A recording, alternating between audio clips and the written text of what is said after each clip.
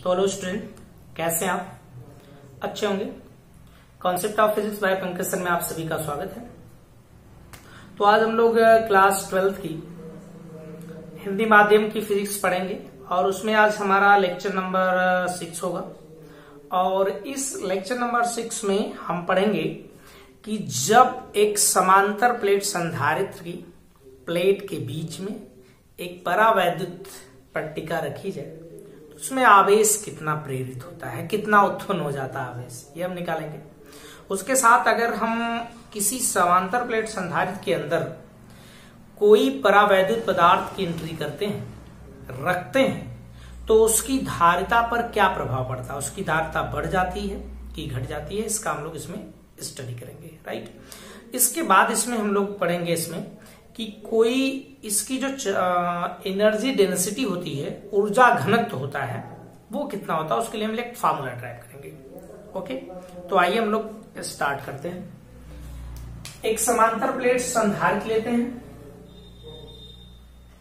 ये आपका एक समांतर प्लेट संधारित्र है इस तरह का, और ये संधारित्र बना इसलिए है कि इस पे हमने आवेश को ऐसे वितरित कर दिया। इसके एक प्लेट पे धन आवेश होता है, एक प्लेट पे ऋण आवेश होता है ना भाई, दोनों बराबर होने चाहिए। 3 4 7 3 4 3 7। ओके, इस पे जो आवेश है उसे हम प्लस क्यू कह देते हैं, इस पे जो आवेश है उसे हम माइनस क्यू कह देते हैं। ओके, इसका जो वैद्युत क्षेत्र उत्पन्न हुआ है, इसके हिसाब से जब प्लेटें लगा दी गई और वैद्युत क्षेत्र आया है, ये वैद्युत क्षेत्र जो उत्पन्न हुआ है, सोचो प्लेट लगाई गई, एक धन प्लेट है, एक ऋण प्लेट है, तो वैद्युत क्षेत्र हम जानते हैं धन से ऋण की तरफ होता है, तो वैद्युत क्षेत्र की जो दिशा होगी इसमें वो किधर से किधर होगी, धन से ऋण की तरफ। तो इसे हम लोग इनिशियल वैद्युत क्षेत्र कहेंगे कि जो इसमें अभी पैरावैद्युत पदार्थ नहीं रखा गया है तब पर बन गया, तो भाई ठीक है, इतना बन गया। अच्छा, अब हम इसमें एक इस तरह से प्लेट रख देते हैं ऐसे करके, और इस प्लेट को इसके अंदर एंट्री कराया जाता है। जब इसके अंदर एंट्री होती है प्लेट, तो इसमें कहानी कुछ इस ढंग की बनती है। पहले इस बात को थोड़ा सा मैं यहां समझा दूं, फिर आपको थोड़ा सा इधर करके आपको मैं थोड़ा बताने की कोशिश करता हूं। देखिए कैसे, अगर हम इसको इस तरह सोचें कि ये बहुत सारे इसके अणु हैं, मॉलिक्यूल्स हैं, और ये इसका प्लस प्लस प्लस इस तरह से इसका आवेश है। कॉन्सेप्ट बढ़िया समझिएगा। एक वैद्युत क्षेत्र E जो 0 है वो काम कर रहा था, पहले से ही कर रहा है, ये प्लस वाला माइनस की तरफ है इस तरह। तो इसमें कहानी ये होती है कि जो उसका एटम है, परमाणु है, वो इसके अंदर है और वो वैद्युत क्षेत्र फील कर रहा है। तो इसका वैद्युत क्षेत्र जो है वो माइनस से प्लस की तरफ है, यानी यहां पर सोचो कि इधर से इधर है ना। तो यहां पर जब हम इसको इस तरह रखते हैं, ये आपका एटम है, तो इस पे धन रहा और इस पे ऋण रहा। इसका नाभिक में धन होता है, उसके बाहरी कक्षा में इलेक्ट्रॉन चक्कर लगाते हैं, तो ये कह लो कि बाहर ऋण होता है। लेकिन ये जो चीज है, ये चीज वाकई में इसी तरह पड़ी रहेगी तो हम कुछ समझते हैं इसके बारे में। ये ऋण पे जो बल लगता है वो लगेगा इस क्षेत्र के विपरीत दिशा में, क्षेत्र इधर है, बल इधर लगेगा ऐसे करके। ये धन जो है, धन पे किधर लगेगा, उधर की तरफ। कहानी कुछ इस ढंग की बन गई, उसे आप थोड़ा सा फील करिए ऐसे। ये है इसके नाभिक है, तो ये बाहर इलेक्ट्रॉन चक्कर लगा रहा है। अब क्या हुआ कि जब हम उसको वैद्युत क्षेत्र के अंदर रखते हैं तो होता यह है कि इसका जो धन आवेश है वो वैद्युत क्षेत्र की तरफ खिसकना चाहेगा, ऋण आवेश वैद्युत क्षेत्र के विपरीत आना चाहेगा, है ना।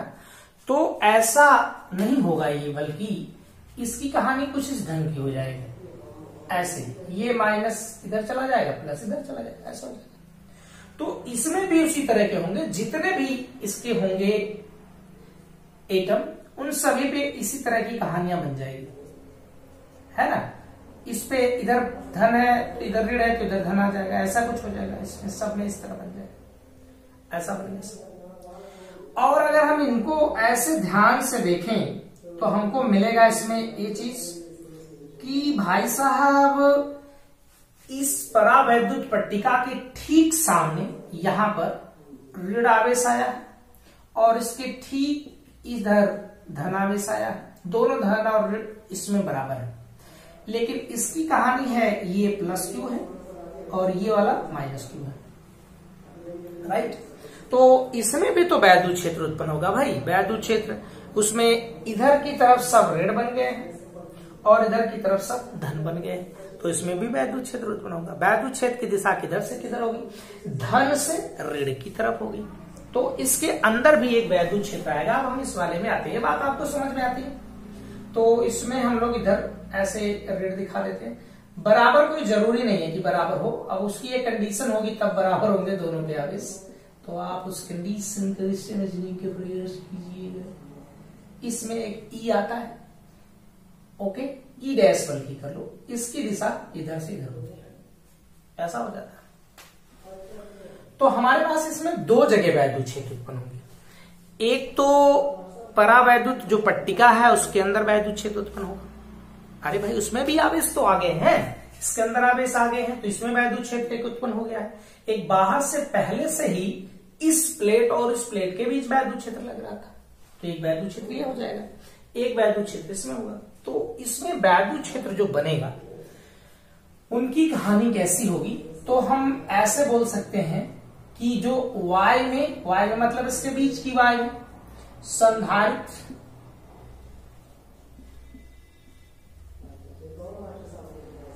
की प्लेटों के बीच, संधारित्र की प्लेटों के बीच क्या भाई? वैद्युत क्षेत्र। अब इसमें वैद्युत क्षेत्र E बराबर कितना आएगा? हम जानते हैं सिग्मा अपान एप्सिलॉन नॉट होता है, ऐसा आपको पता है।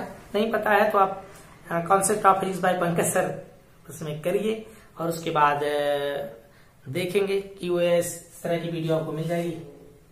ओके, ये ऐसा होता है कि इसमें ये धन और ये ऋण, तो यहां पर क्या है, इस धन के कारण वैद्युत क्षेत्र इधर होता है और इस ऋण के कारण भी उधर होता है।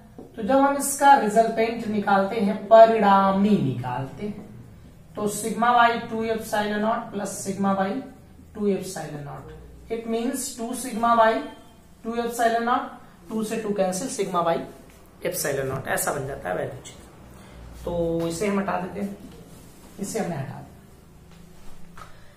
इस जो परावैद्युत पट्टिका है उसके बीच में वैद्युत क्षेत्र, इसको थोड़ा सा ऐसे भी लिखा जा सकता है, Q by A epsilon not, क्योंकि सिग्मा बराबर होता है, सिग्मा बराबर आप जानते हो कि यह Q अपान A होता है, ऐसा हो जाता है सिग्मा बराबर इसमें। तो इसमें परावैद्युत पट्टिका के अंदर जो वैद्युत क्षेत्र उत्पन्न हुआ है, परावैद्युत पट्टिका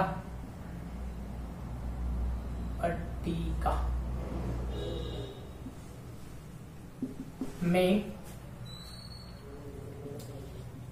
उत्पन्न वैद्युत क्षेत्र, परावैद्युत पट्टिका के अंदर वैद्युत क्षेत्र क्यों उत्पन्न हुआ है बताइए? क्योंकि उसमें आवेश आया है, प्रेरित हुआ है, इसीलिए आवेश उत्पन्न हुआ है।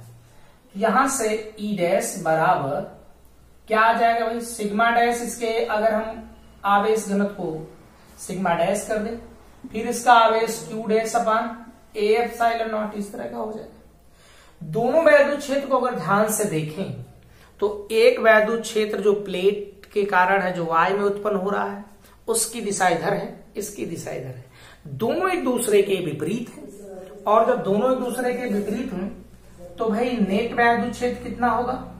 नेट वैद्युत क्षेत्र, बोलिए नेट वैद्युत क्षेत्र, तो आप कहेंगे E बराबर क्या निकालोगे भाई? E, बोलिए किस धर की तरफ आप परिणामी लेना चाहते हैं?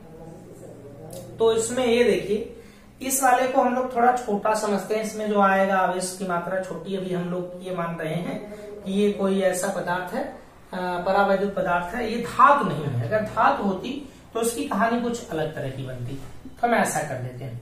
अब देखिए इसमें क्या, इस E बराबर, इसका मान तो वहां से रख लेंगे, E 0 है, तो Q by A epsilon not minus Q dash by A epsilon not. इसे थोड़ा सॉल्व कर लीजिए तो यहां से आपको मिल जाएगा Q minus Q dash upon A epsilon not E बराबर इक्वेशन नंबर, आप कौन कर लो बड़े प्रेम से, बन गया भाई इक्वेशन नंबर। अब देखो, जब उसके अंदर पट्टिका रख दी जाती है, उस प्लेट के बीच में पट्टिका भर दी है, तो पट्टिका जब रख दी जाए तब के लिए वैद्युत क्षेत्र तो भैया पट्टिका रखने के बाद है जो नेट वैद्युत क्षेत्र आया है ना, ये भी तो वही वैद्युत क्षेत्र है। तो पट्टिका या परावैद्युत पदार्थ की उपस्थिति में, परावैद्युत पदार्थ की उपस्थिति में क्या भाई, वैद्युत क्षेत्र, जब उसकी उपस्थिति हो गई तब वैद्युत क्षेत्र कितना, E बराबर Q अपान के ए एप्सिलॉन नॉट, इक्वेशन नंबर 2। जब रख दिया जाएगा तब वैद्युत क्षेत्र इतना हो जाएगा। तो वैद्युत क्षेत्र जब इतना हो गया तो भाई आराम से इन दोनों समीकरण को मिलाते हैं। एक व समीकरण नंबर 2 से समीकरण 1 और समीकरण 2 को देखो तो यहां से हमें मिल जाएगा Q अपान के एप्सिलॉन नॉट बराबर Q minus Q dash upon A epsilon not. ये से कट जाएगा पूरा पूरा, कट गया भाई। तो यहां से Q अपान के बराबर Q माइनस Q डैश। तो हमें Q डैश ही जो इस वाले पर उत्पन्न हुआ है आवेश, इसी को हम Q डैश कह रहे हैं और ये प्रेरित आवेश है, मतलब कि ये उस पे उत्पन्न होने वाला आवेश है। तो अगर ये उस पे उत्पन्न होने वाला आवेश है, ओके, तो हम क्या करें, उत्पन्न होने वाला आवेश तो हमें उसी का मान निकालना पड़ेगा ऑफ कोर्स भाई। तो Q dash is equal to Q minus Q upon, इसको इधर कर ले, Q इसमें से कॉमन, 1 माइनस 1 बाई के, ये Q डैश हो गया। देख लीजिए ऐसा माना जाएगा। इसको अगर हम ध्यान से थोड़ा टटोलते हैं तो हमें कुछ चीजें मिलती हैं। वो चीज कौन सी मिलती है, इस बात को थोड़ा समझते हैं। इसमें k की वैल्यू अगर y रहेगी तो भैया उसकी वैल्यू तो 1 ले लिया जाएगा, तो ये 1 1 0, मतलब उसमें कोई आवेश नहीं आएगा उत्पन्न हुआ होगा, राइट। लेकिन अगर इसमें वैल्यू रही कि ये जो k की वैल्यू हमेशा कैसी होती है, k की वैल्यू तो हमेशा k की वैल्यू जो होगी हर बार वो 1 से बड़ी होगी, 1 से ज्यादा होगी। तो k 1 से बड़ा होगा हमेशा। जब k 1 से बड़ा होगा तो ये देखो इसका मान बड़ा आएगा, तो Q डैश का मान हमेशा Q से क्या आएगा, छोटा। यूं सोचो कि हम इसमें जो भी परावैद्युत पदार्थ रखेंगे, इस पे अगर 10 न्यूटन का चार्ज आया, कुलाम 10 कुलाम का चार्ज आया है, न्यूटन नहीं 10 कुलाम का चार्ज आया है, तो इस वाले पे 7 कुलाम का चार्ज उससे छोटा होगा, उससे कम चार्ज आएगा इस पे, है ना, उस पे छोटा आएगा, उस पे कम चार्ज आएगा, राइट। लेकिन एक कंडीशन ऐसी हो जाएगी, अगर मान लो ऐसा हो कि इसमें धातु, तो भाई धातु के लिए k का वैल्यू कितना, इनफिनिट। तो Q डैश बराबर Q 1 माइनस 1 बाई इनफाइनाइट, तो 1 बाई इनफाइनाइट की वैल्यू तो 0 हो जाती है। Q डैश बराबर Q। ये हालात दो तरह के बनते हैं। अगर जो भी हम उसके अंदर परावैद्युत पदार्थ लेंगे, उन सभी परावैद्युत पदार्थ के लिए उस पर प्रेरित होने वाला जो आवेश होगा वह प्लेट के बीच के, प्लेट पर आने वाले आवेश से छोटा होगा, छोटा। लेकिन अगर उसके अंदर हम धातु रख देते हैं, तो उसका जो उसकी उस पे आवेश आएगा, दोनों पे आवेश की मात्राएं बराबर रहेंगी। मतलब इस पे अगर 10 कुलाम का आवेश आया है तो इस पर भी 10 कुलाम का आवेश आएगा। ओके, इसे आप देख लीजिए एक बार अच्छे से। तो चलिए, आपने इसको नोट कर लिया होगा, समझ में आया भी होगा, मिटा देते इसको। हो समझ में आया होगा। चलिए मिटाया जा। अब इसमें क्या है कि हम करते हैं संधारित्र की धारिता पर संधारित्र की धारिता पर परावैद्युत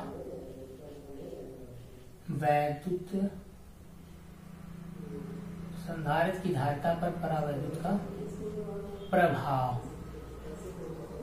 मतलब हम ये निकालना चाहते हैं। इसका ये मतलब है, साफ मतलब ये है, शुद्ध मतलब ये है कि हम ये बताना चाह रहे हैं कि अगर हम उसके अंदर परावैद्युत पदार्थ को रख दें तो उसकी धारिता क्या होगी, बढ़ जाएगी, घट जाएगी। हम थोड़ा सा चीज जानते हैं तो हम सीखते हैं थोड़ा सा।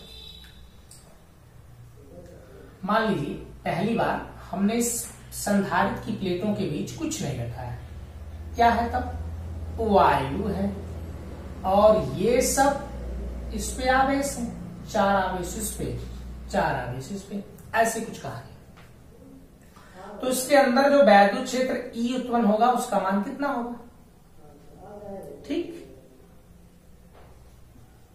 संधारित्र, ये अच्छा नहीं लिखाया, हाँ, संधारित्र की प्लेटों के बीच वायु में क्या भाई, वैद्युत क्षेत्र, तो वायु में इसका वैद्युत क्षेत्र कितना, E बराबर यहां से क्या होगा, इसके लिए कुछ भी आप इसका मान रख सकते हो। 0 आप करना चाहो इनिशियल पोजीशन में तो 0 कर लो, कोई फर्क नहीं पड़ता। कितना होगा इसके लिए बोलिए, तो यही कि सिग्मा अपान एप्सिलॉन नॉट, बाद में हम इसको Q अपान एप्सिलॉन नॉट कर देते हैं। इस हालात में अगर उस प्लेटों के बीच का वैद्युत क्षेत्र तो देख लिया, वैद्युत क्षेत्र हमने देख लिया। अब हम उस प्लेट के बीच में अगर विभवांतर निकालना चाहें तो कितना होगा, तो इसके बीच का जो विभवांतर होगा, विभवांतर बोलिए V0 बराबर E0 इंटू डी, अगर इनके बीच की दूरी d है तो यहां से E0 की value Q into D upon epsilon not, यहां से भी 0 आया है। फिर इसकी अगर हम धारिता निकालते हैं कि भाई इसकी धारिता कितनी आनी चाहिए, तो C बराबर यहां से क्या होगा भाई, तो यह Q अपान V0 हो जाएगा। और अगर ऐसा होता है तो यहां से C बराबर, बल्कि इसको C बराबर नहीं C0 बराबर, यहां से Q अपान इसका मान Q into D by A epsilon not, Q से Q कैंसिल, तो C0 बराबर ए एप्सिलॉन नॉट बाई डी कर देते हैं। ये पहली कंडीशन में हमको इलेक्ट्रिक फील्ड मिल गई है, ऐसा मिला भाई। अब संधारित्र वही है ना भाई, संधारित्र वही है। तो ये प्लस प्लस 4 प्लस था इसमें, और ये 4 माइनस, इसी के बीच में हमने परावैद्युत पट्टिका रख दिया, ऐसे कुछ मोटाई थी समथिंग, पूरा भर दिया, ऐसे भर दिया। तब इसमें कुछ क्या होगा वो चीज हम जानना चाहते हैं। तो इसमें वैद्युत क्षेत्र कितना उत्पन्न होगा बोलिए,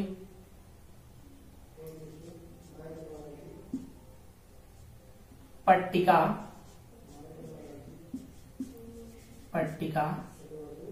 में उत्पन्न क्या भाई, वैद्युत क्षेत्र है ना, पट्टिका में उत्पन्न वैद्युत, ये दिख रहा है, उत्पन्न नहीं दिख रहा है, दिख रहा है, थोड़ा सा ऐसे नीचे लिख देते हैं। तो पट्टिका में उत्पन्न वैद्युत क्षेत्र, बोलिए कितना हो जाएगा? ये होगा E बराबर Q बाई के एप्सिलॉन नॉट। ऐसा होता है, इस तरह की कहानी से बनती है, होता है भाई, इसी तरह का बनता है। तो यहां पर हम विभवांतर तो निकाल सकते हैं, तब इसका जो विभवांतर होगा कितना हो जाएगा? तो V0 बराबर, V0 नहीं, V बराबर E इंटू डी हो जाएगा। और उस हालात में इसकी वैल्यू रख देते हैं, तो Q बाई के एप्सिलॉन नॉट और इसके साथ D, और ये V का मान आ गया। तो अब धारिता तो आराम से निकल जाएगी। तो इसकी धारिता इस हालात में कितनी हो सकती, बताइए कितनी हो सकती है? Q बाई V, तो Q की वैल्यू कितना है?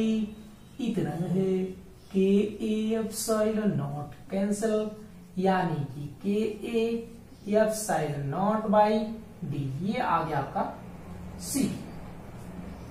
ये समीकरण नंबर 2 है।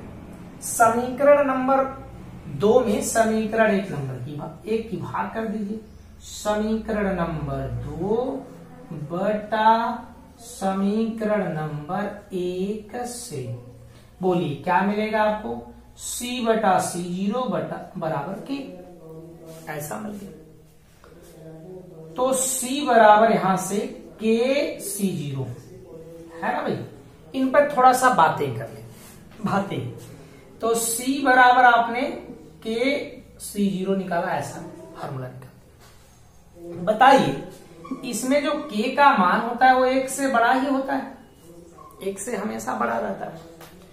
तो जब 1 से बड़ी चीज का इसमें गुणा किया जाएगा तो हर हाल में ये हमेशा क्या रहेगा? C बड़ा होगा। C0 कब का था? जब उसके प्लेट के बीच में कोई परावैद्युत पदार्थ नहीं रखा गया था, तब का था। और जब उसके प्लेट के बीच में परावैद्युत पदार्थ रख दिया जाता है, तब उस समय बताइए उसकी धारिता C थी।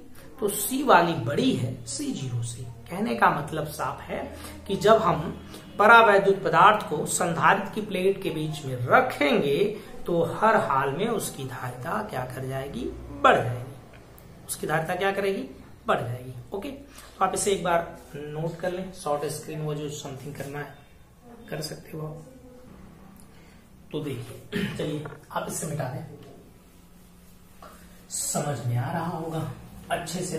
इसका क्वेश्चन किया जाएगा बाद में, तो जब जोड़ना सीख लेंगे तब उसके बाद हम लोग क्वेश्चन इसका करेंगे। तो हम इसमें ऊर्जा घनत्व समझते हैं कि ऊर्जा घनत्व क्या है, या कौन सी चीज होती है ऊर्जा घनत्व? घनत्व, एनर्जी डेंसिटी। तो एनर्जी डेंसिटी क्या है, इस बात को थोड़ा हम समझना चाहते हैं। तो यार संधारित्र की जो धारिता होती है, बोलो क्या? संधारित्र की धारिता, ये समांतर प्लेट की हम बात कर रहे हैं, है ना? इतनी होती A epsilon not by D करके। इतना तो बात समझ में आती है। तो फिर उसकी ऊर्जा भी तो संधारित्र की होती है, तो इसकी ऊर्जा कितनी? U बराबर 1/2 CV²। ये भी हम जानते हैं। अब इसमें से हम क्या करें? इसकी वैल्यू रख देते हैं A epsilon not by D. इसको हमने ऐसे ही रहने दिया। उसकी प्लेट के बीच का जो विभवांतर है V बराबर क्या होता है? जैसे हम लोग वैद्युत क्षेत्र निकालते तो V बाई डी करके आता, तो V बराबर क्या होता? E इंटू डी करके आता, ऐसा होता। तो U बराबर, ये थोड़ा कैपिटल U लिखिए क्योंकि हमको बाद में स्मॉल U लिखना है, 1/2 A epsilon not by D, और ये स्क्वायर करेंगे तो दोनों स्क्वायर हो जाएगा। एक डी से डी को काट दीजिए, कट गया डी। U बराबर 1/2, यहां से आ गया A एप्सिलॉन नॉट, है ना भाई? 1 मिनट रुक जाइए, हम इस तरह लिखेंगे इसको, epsilon not A epsilon not E square, और इस एडी को हम अलग लिख देते हैं, कोई फर्क नहीं। ये देखिए जो क्षेत्रफल में आप लंबाई का गुणा कर देते हैं तो ये आयतन बन जाता है। ओके, तो ऊर्जा घनत्व जब भी निकालते हैं, ऊर्जा घनत्व,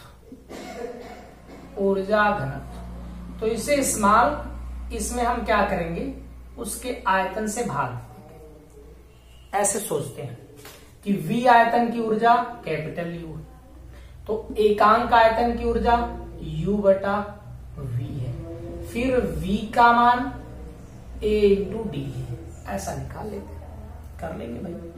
तो यहां से इसका मान 1/2, थोड़ा बड़ा 1/2, और यहां से E स्क्वायर और AD, फिर यहां से अपान AD से AD कट जाएगा, आयतन है, खत्म हो गया इसकी कहानी। तो यहां से U बराबर 1/2 E epsilon not E square, ऐसी इसकी ऊर्जा घनत्व बन गई। अगर इसमें हम लोग बात करेंगे इस ऊर्जा घनत्व की कि भाई ये ऊर्जा घनत्व अगर उसके बीच में कोई परावैद्युत पदार्थ रखा रहेगा तो कुछ नहीं, तो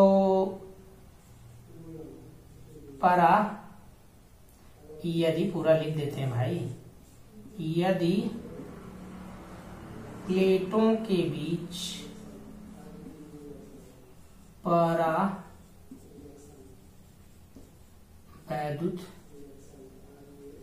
पदार्थ क्या किया गया हो, रखा हो,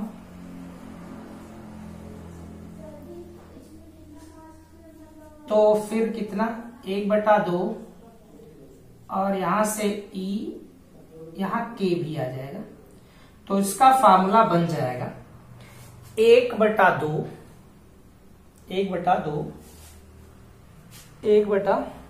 थोड़ा सा मैं इसको यहां लिखूं फार्मूले, U बराबर 1/2 K epsilon not E square, ऐसा फार्मूला बन जाएगा। ओके, फार्मूला बन जाएगा, राइट। ये दिख नहीं रहा है तो हम इसको यहां लिख देते हैं। ओके, तो इस तरह से आज का लेक्चर फिनिश होता है। आप इस तरह से देखते रहें और वीडियो को लाइक करते रहें, शेयर करते रहें। तो ओके, थैंक